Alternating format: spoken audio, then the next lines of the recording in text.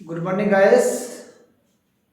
आप सभी का स्वागत है हमारे यूट्यूब चैनल अर्समान इंडू पॉइंट में। चलिए आज जानते हैं हम लोग सौर मंडल के बारे में, सोलर प्लैनेट के बारे में। सौर मंडल यानी सोलर सिस्टम के बारे में। सोलर सिस्टम के बारे में दोस्तों, सोलर सिस्टम होता क्या है? सोलर सिस्टम में सूर्य जो है क्या है? सूर्य जो है सौर मंडल का एक मुखिया है। क्या है ये? सूर्य है।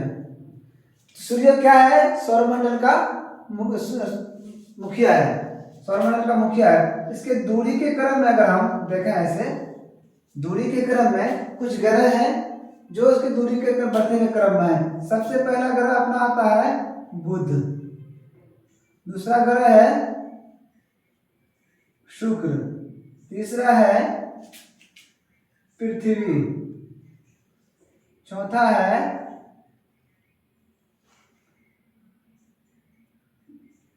बृहस्पति, मंगल, चौथा है, इसके बाद है बृहस्पति।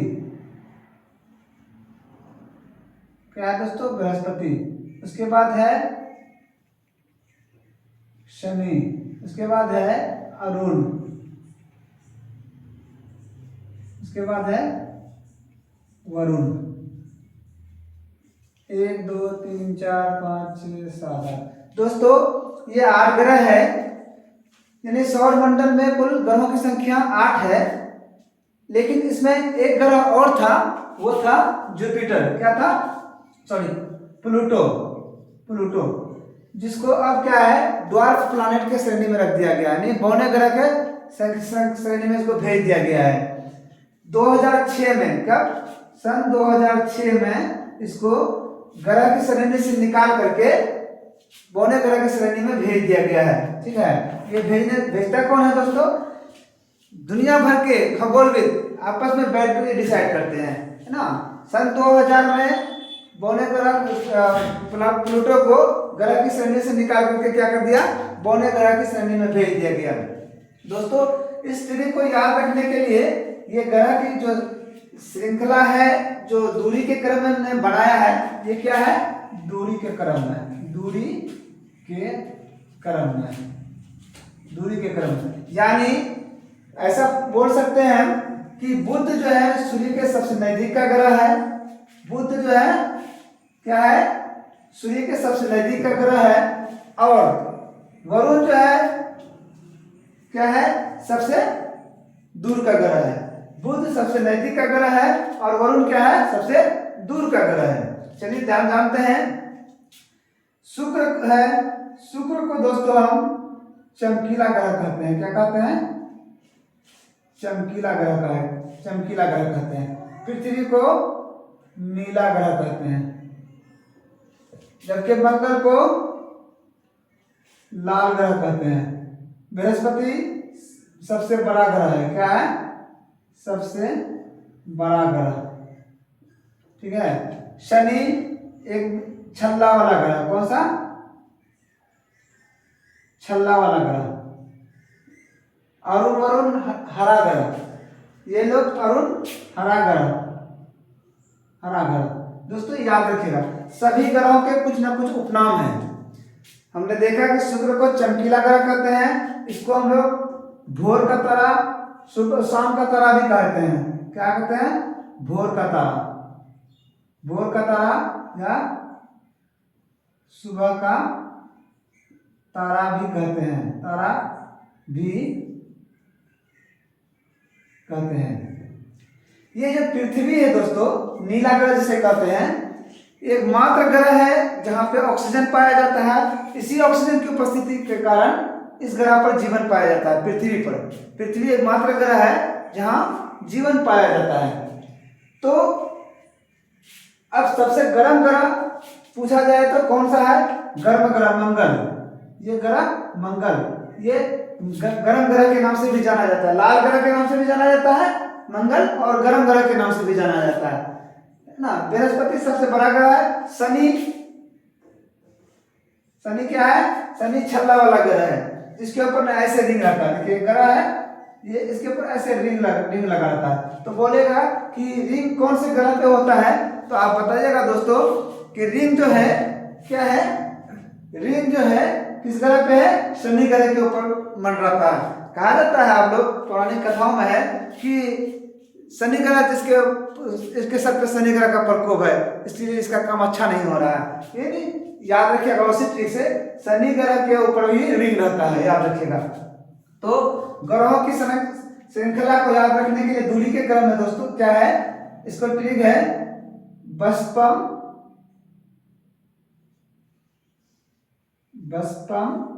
बस आओ, याद रखिएगा, बस पम बस आओ। ब से बुध, स से शनि, प से पृथ्वी, म से मंगल, फिर बृहस्पति, शनि, अरुण, वरुण, है ना। बुध, शुक्र, पृथ्वी, मंगल, बृहस्पति, शनि, अरुण, वरुण, याद रखिएगा, इसी ट्रिक से बनाया गया। अगर इंग्लिश में याद रखिएगा तो दोस्तों याद रखिएगा MJ सन, ठीक है। Mercury, Venus, Earth, Mars, Jupiter, Saturn, Uranus, Neptune, याद रखिएगा दोस्तों। अंग्रेजी में इस प्रकार से नाम हम लोग याद रख सकते हैं।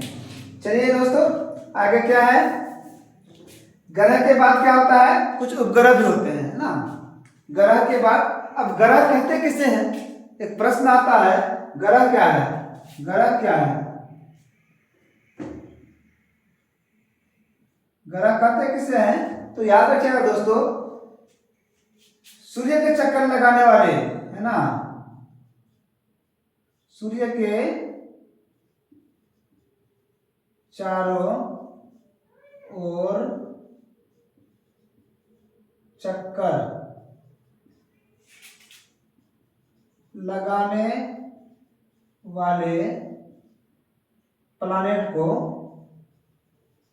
क्या कहते हैं, ग्रह कहते हैं, ग्रह कहते हैं। सूर्य के चारों ओर चक्कर लगाने वाले प्लैनेट को ग्रह कहते हैं। यानी सूर्य के चारों ओर जो चक्कर लगाता है उसे हम लोग ग्रह कहते हैं। अब चक्कर जो लगता है वो दो तरह का चक्कर लगता है, याद रखिएगा, एक होता है घूर्णन, दूसरा होता है परिभ्रमण। क्या क्या होता है, एक होता है घूर्णन, दूसरा होता है परिभ्रमण। तो देखिए दोस्तों यहाँ समझने वाली बात है, घूर्णन क्या है। घूर्णन किसी भी प्लैनेट का अपने अक्ष पर, है ना, ये अक्ष है, इसके चारों ओर अगर घूम गया, एक चक्कर लगे, जैसे साइकिल का चक्कर ले लीजिए या मोटरसाइकिल का टायर चक्कर ले लीजिए, वो क्या होता है कि अपने धुरी पर एक चक्कर पूरा कर लिया, चक्का एक चक्कर जब पूरा कर लेता है तब उसे कहते हैं घूर्णन करते हैं।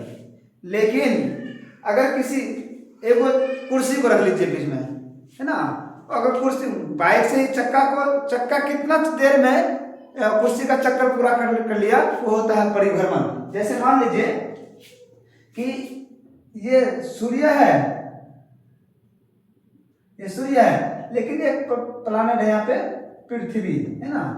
जब पृथ्वी एक चक्कर लगाता है ऐसे ऐसे ऐसे ऐसे ऐसे ऐसे ऐसे ऐसे ऐसे ऐसे, तो कई बार चक्कर लगाने के बाद अपनी जगह पूरा पहुंचता है, तो ये जो चक्कर लगा यहाँ तक पहुंचा वो हो गया परिभ्रमण। लेकिन सूर्य क्या, पृथ्वी क्या हुआ, अपना एक चक्कर पूरा कर लिया, उसे होता है घूर्णन। घूर्णन गति के कारण दिन और रात होता है, घूर्णन गति के कारण दिन और रात होता है, जबकि परिभ्रमण गति के कारण मौसम परिवर्तित होता है। याद रखिएगा, घूर्णन गति से दिन और रात और परिभ्रमण गति से क्या होता है, मौसम परिवर्तित होता है। चलिए जान गए गति के बारे में। सूर्य के चारों ओर चक्कर लगाने वाले प्लैनेट को क्या कहते हैं, प्लैनेट को ग्रह कहते हैं, प्लैनेट को ग्रह कहते हैं। सूर्य के चारों ओर चक्कर लगाने वाले ग्रह को, प्लैनेट को क्या कहते हैं, ग्रह कहते हैं। अब आता है उपग्रह की बात। उपग्रह क्या होता है, जो इन सभी ग्रहों के चक्कर लगाते हैं। अब कौन कौन से ग्रह के चक्कर कौन लगाता है, तो सभी को क्या है, सभी ग्रह को उपग्रह नहीं है। अब उपग्रह क्या होता है? उपग्रह। क्या होता है?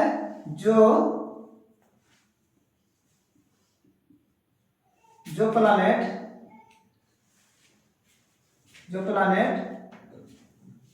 क्या होता है? उपग्रह के चक्कर लगाते हैं ना, जो पिंड, ऐसे लिखिए, जो पिंड ग्रह के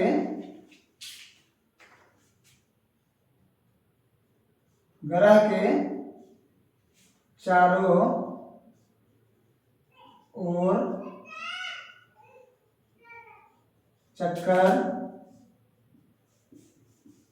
चक्कर लगाता है, उसे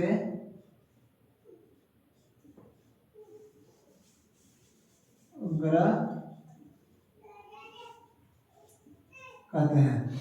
जो पिंड ग्रह के चारों ओर चक्कर लगाता है उसे उपग्रह कहते हैं। यानी दो बातें आ गई, सूर्य के चारों ओर चक्कर लगाने वाले को ग्रह और ग्रह के चारों ओर चक्कर लगाने वाले को हम उपग्रह कहते हैं।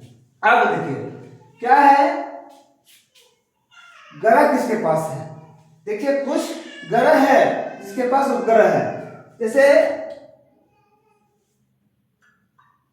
पृथ्वी के पास एकमात्र उपग्रह, कितना? एक। कौन है वो? चांद। यानी पृथ्वी सूर्य के चारों ओर चक्कर लगाता है और चांद जो है वो पृथ्वी के चारों ओर चक्कर लगाता है ना। और चांद जो है पृथ्वी का एक चक्कर, किसका? पृथ्वी का चक्कर कितना दिन में लगाता है? 27 दिन में लगाता है। चांद जो है पृथ्वी का एक चक्कर कितने दिन में लगाता है? 27 दिन में लगाता है। पृथ्वी का एकमात्र उपग्रह क्या है? ये उपग्रह है। क्या है? उपग्रह। पृथ्वी के पास कितना उपग्रह? एक उपग्रह। वो कौन है? चंद्रमा। और चंद्रमा जो है पृथ्वी का एक चक्कर कितने समय में लगाता है? 27 दिन में। जबकि शनि दूसरा नंबर पे देखिए, शनि के पास कितना ग्रह है? शनि के पास 146 से अधिक उपग्रह है। सबसे अधिक उपग्रह शनि के पास है। बृहस्पति के पास लगभग क्या है? 96 प्लस उपग्रह है। बृहस्पति के पास 96 यानी 96 से अधिक उपग्रह है और शनि के पास सबसे अधिक 146 उपग्रह है। देखिए दोस्तों, ज्ञानीमीड है ना,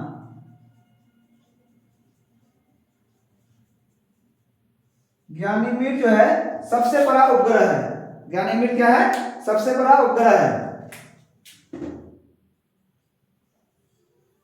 ज्ञानीमीड सबसे बड़ा उपग्रह है। किसके पास है वह उपग्रह? बृहस्पति के पास है ना। ज्ञानीमीड सबसे बड़ा उपग्रह किसके पास है? बृहस्पति के पास है। तो बृहस्पति के पास शनि के पास सबसे अधिक उपग्रह 146 उपग्रह और बृहस्पति के पास 96 उपग्रह। देखिए अब क्या है? अरुण के पास है ना। अरुण के पास कितना ग्रह है? 27 ग्रह उपग्रह है ना। शनि के पास कितना है? अरुण के पास 27 उपग्रह है। दोस्तों यह याद रखिएगा, सभी ग्रहों के पास क्या है? उपग्रह नहीं है। सभी ग्रहों के पास उपग्रह नहीं है, लेकिन आपको बता दिए हैं, हम डाटा दे दिए हैं। पृथ्वी के पास एकमात्र उपग्रह चंद्रमा, शनि के पास 146 उपग्रह, बृहस्पति के पास 96 प्लस उपग्रह, अरुण के पास 27 उपग्रह और एक बचा मंगल ग्रह। मंगल के पास दोस्तों, मंगल के पास कितना है? 2 उपग्रह है। मंगल के पास 2 उपग्रह है। याद रखिएगा दोस्तों, यहां से आपको प्रश्न पूछे जाते हैं, अक्सर पूछे जाते हैं, हर बार यहां से प्रश्न पूछे जाते हैं। अब बात करते हैं हम लोग, तो मैं एक चीज बता दूं कि हर प्लैनेट ग्रह और उपग्रह, हर ग्रह और उपग्रह ना, ग्रह और उपग्रह अपना एक ऑर्बिटल पथ पर चलता है ना। इस ऑर्बिटल पथ को, जिस रास्ते पर वो चलता है, उसे हम लोग कक्षा कहते हैं। क्या कहते हैं? कक्षा कहते हैं। यानी अपने कक्षा में ही चलता है वो। परिभ्रमण गति के क्रम में सभी प्लैनेट्स अपनी कक्षाओं में चलता है। जिस ऑर्बिट पे चलता है उसे हम लोग क्या कहते हैं, कक्षा कहते हैं। और इस कक्षा को पूरा करने में सभी को अलग अलग समय लगता है। क्या लगता है, अलग अलग समय लगता है।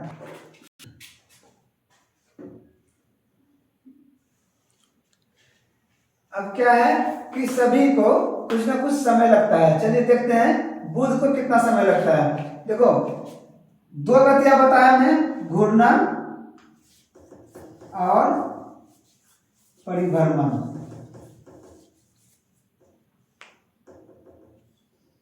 बुध को घूर्णन गति करने में कितना समय लगता है, 59 दिन, क्योंकि सबसे नजदीक है। कितना दिन लगता है, 59 दिन। बुध को घूर्णन गति करने में क्या लगता है, 59 दिन लगता है।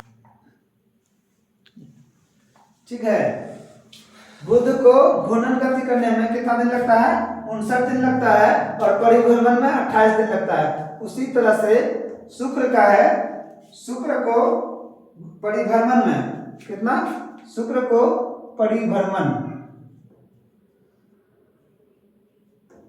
परिभ्रमण और घूर्णन, शुक्र को परिभ्रमण करने में कितना लगता है, 255 दिन लगता है। कितना बच्चों, 255 दिन लग जाता है, 55 दिन लग जाता है। अपने अक्ष पर घूर्णन करने में इसको 243 दिन लग जाता है। ठीक है, परिभ्रमण करने में कितना लग जाता है, 255 दिन, और घूर्णन करने में कितना लग जाता है, 243 दिन। अब पृथ्वी का है, पृथ्वी को परिभ्रमण करने में, पृथ्वी को परिभ्रमण, याद रखना, परि जो सुनना कर दे तो परिभ्रमण हो गया, इसको 365 दिन लगता है, और घूर्णन करने में इसको लग जाता है 24 घंटा, 23 घंटा कुछ मिनट लगता है एक दिन। इसको दिन की संख्या में गिनती करें तो एक दिन। अब इसके बाद होता है मंगल ग्रह, जिसे लाल ग्रह कहते हैं। सूर्य के चारों ओर परिभ्रमण करने में इसको परिभ्रमण में लग जाता है 687 दिन। कितना लग जाता है, 687 दिन, और घूर्णन में 1 दिन। कितना लगता है, घूर्णन में 1 दिन, घूर्णन में 1 दिन लग जाता है। किसको, मंगल ग्रह को परिभ्रमण में 687 दिन लग जाता है, और घूर्णन में कितना लग जाता है, 1 दिन लग जाता है। घूर्णन में 1 दिन लग जाता है, याद रखिएगा इसको। और बृहस्पति को, जो सबसे बड़ा ग्रह है, बृहस्पति क्या है, सबसे बड़ा ग्रह, याद रखिएगा। सबसे बड़ा ग्रह कौन है, बृहस्पति है। बृहस्पति को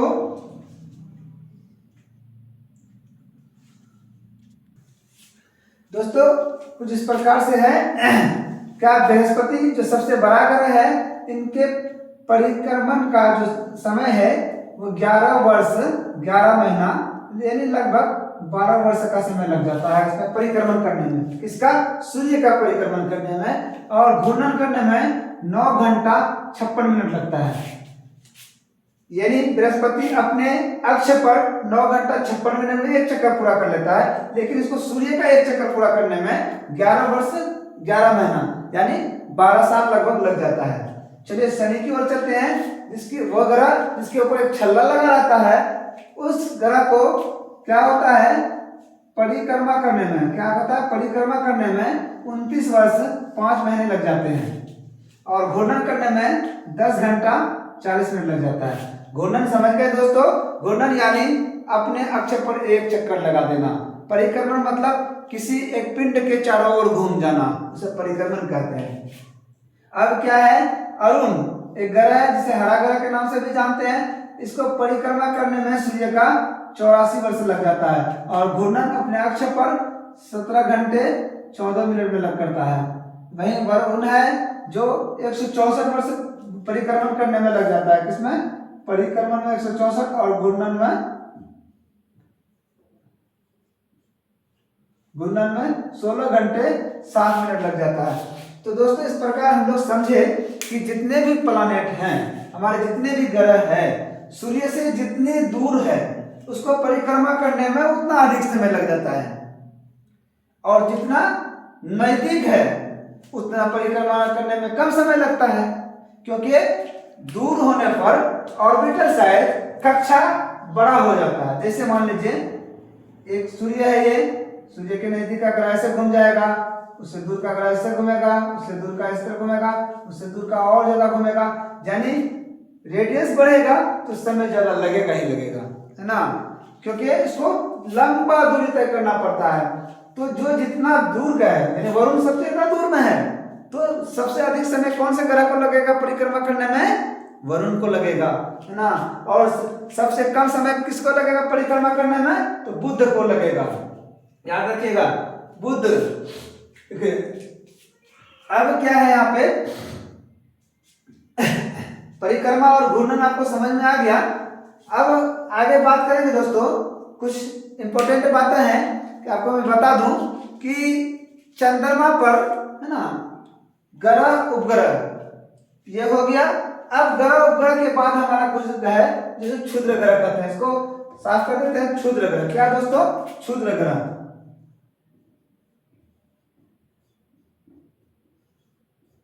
ये क्षुद्र ग्रह होता क्या है? क्षुद्र ग्रह कहां पे? मंगल और बृहस्पति की कक्षाओं में। कहा? मंगल और बृहस्पति की कक्षाओं में असंख्य पिंड घूमते रहते हैं, है ना, छोटे छोटे टुकड़े पिंड के रूप में घूमते रहते हैं। किसके बीच में?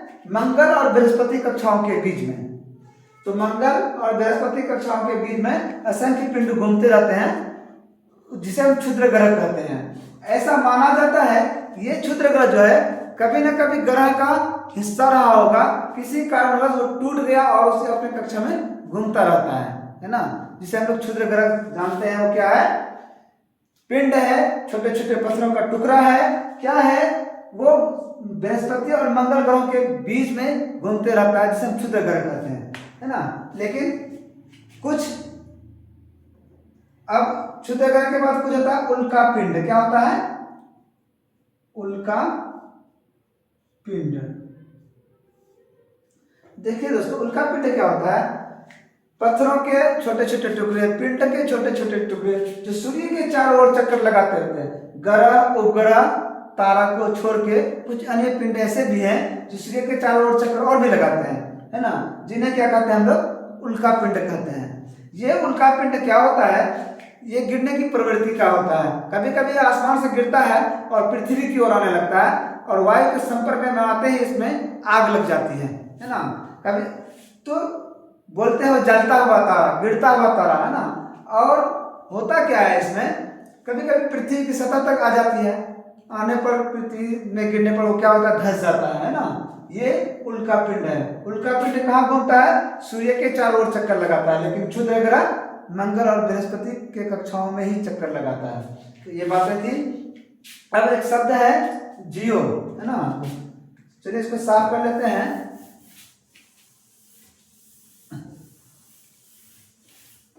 क्या है जियो? जियो का अर्थ होता है पृथ्वी। जियो का अर्थ होता है पृथ्वी, है ना। अब जियो से बनता है जियो प्लस ग्राफिया ना। ग्राफिया का अर्थ होता है लिखना। क्या होता है? लिखना, यानी अर्थ के बारे में, पृथ्वी के बारे में लिखने का काम जो होता है वो किस में होता है? ज्योग्राफिया में होता है। एक होता है जियो प्लस लोजिया, है ना, लोजिया। और एक होता है जियो प्लस में। ये जियो शब्द जो है वो ग्रीक भाषा का है। किसका है? ग्रीक भाषा का। ग्रीक भाषा से लिया गया है, जिसका अर्थ होता है पृथ्वी, है ना। जियोग्राफिया हो गया यानी लिखना, जो पृथ्वी के बारे में लिखा जाए। अब जियोलॉजी क्या है? पृथ्वी का अध्ययन। जियोलॉजिया पृथ्वी का अध्ययन। जियोलॉजिया, लोजिया का मतलब होता है पृथ्वी का अध्ययन। अब जियोमेट्रिया का अर्थ होता है पृथ्वी का मापन, है ना। जैसे मेट्रिया बोलते हैं कि ज्योमेट्री से बना ज्योमेट्रिया, यानी नापने मापने का काम होता है ज्योमेट्रिया, है ना। अब क्या है, जियोइडस, पृथ्वी के आकार के अनुरूप, है ना। तो ज्योग्राफी शब्द जो है वो क्या है, ग्रीक भाषा से लिया गया है, जिसका जियो का अर्थ होता है पृथ्वी और ग्राफिया का अर्थ होता है लिखना। ज्योग्राफिया जो पृथ्वी के बारे में बताए लिखे जान, तो क्या कहलाता है, ज्योग्राफिया। और जिसमें उसका अध्ययन किया जाता है उसे क्या कहलाते हैं, जियोलॉजिया।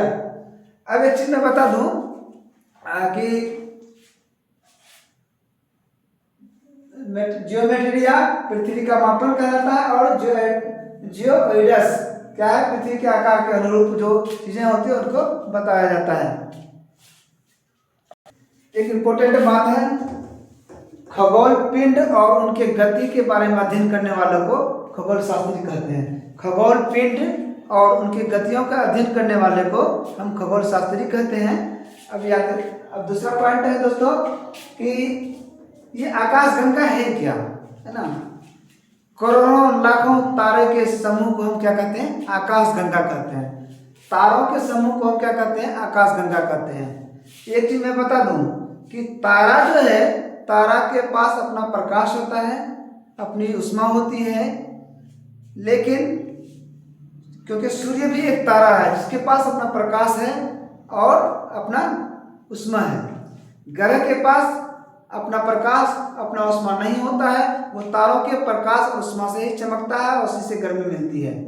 पृथ्वी मेरा उपग्रह है जिसके पास, पृथ्वी एक ग्रह है जिसके पास अपना प्रकाश नहीं है, अपनी ऊष्मा नहीं है, वो सूर्य के ताप से गर्मी पाती है और सूर्य के प्रकाश से ही चमकता है। चांद भी सूर्य के प्रकाश से ही चमकता है। ग्रह और उपग्रह कैसे, ग्रह और उपग्रह तारे के प्रकाश और ऊष्मा से ही चलता है। अब क्या होता है, आकाशगंगा, लाखों करोड़ों तारे मिलकर के आकाशगंगा का निर्माण करता है, और करोड़ों आकाशगंगा मिलकर के क्या होता है, इस पूरे ब्रह्मांड का रचना करता है। याद रखिएगा, इंपॉर्टेंट पॉइंट है। तारों के समूह को हमको आकाशगंगा कहते हैं, दुग्ध मेखला कहते हैं, और करोड़ों आकाशगंगा मिलकर के एक ब्रह्मांड का निर्माण करता है। अब और एक इंपॉर्टेंट पॉइंट है, चलिए सूर्य के बारे में कुछ और बता दूं दोस्तों। सूर्य जो है क्या है, इसके प्रकाश ये हमसे कितना है, 15 करोड़ किलोमीटर दूरी पर है। कितना पर, दूरी पर। सूर्य जो है पृथ्वी से 15 करोड़ किलोमीटर दूरी पर है। कितना, 15 करोड़ किलोमीटर दूरी पर। जबकि प्रकाश की गति जो होती है, इसका प्रकाश की गति जो होती है 3 लाख किलोमीटर पर सेकंड है। फिर भी क्या होता है, फिर भी सूर्य के प्रकाश को पृथ्वी तक आने में 8 मिनट लग जाता है। कितना लग जाता है, 8 मिनट लग जाता है। कितना लग जाता है, 8 मिनट लग जाता है। इतना दूर है, इतना दूर है। पृथ्वी से सबसे नजदीक का तारा सूर्य है, इसीलिए वो थोड़ा सा बड़ा दिखाई पड़ता है। जितने भी तारा है इनसे दूर है। तारा हमें छोटा इसलिए दिखाई पड़ता है, टिमटिमाता हुआ इसलिए दिखाई पड़ता है क्योंकि वो हमसे काफी दूर है, जबकि एक एक तारा पृथ्वी से कई गुना ज्यादा बड़ा है ना। अब चंद्रमा और पृथ्वी का कंपैरिजन कर लें तो चंद्रमा जो है पृथ्वी का 1/4 पर है। पृथ्वी का 1/4 पर।